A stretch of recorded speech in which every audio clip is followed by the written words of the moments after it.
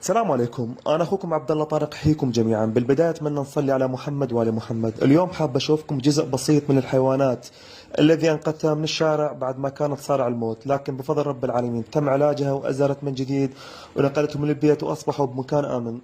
هذا القط المسكين كان يعاني من فطريات وكسر في أحد الأطراف الخلفية، لكن بفضل رب العالمين تم علاجه وسميته سلطان. وهاي سمسم الكل يعرف قصتها، وهي أكثر قطة تعبتني. كانت صغيرة وتم رميها بالشارع، لكن بفضل رب العالمين نقلتها وعالجتها بعد ما كانت متعرضة لأكثر من عضة بجسدها وأزهرت من جديد.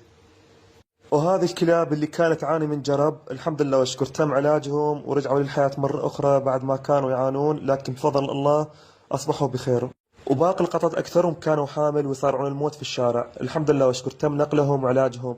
القسم من عندهم كانوا يعانون من كسور، وقسم يعانون من ضعف حاد، وقسم من فطريات، لكن بفضل الله تم علاجهم وولدوا عندي في البيت وأصبحوا بمكان آمن. في أمان الله، الله يحفظ الجميع يا رب.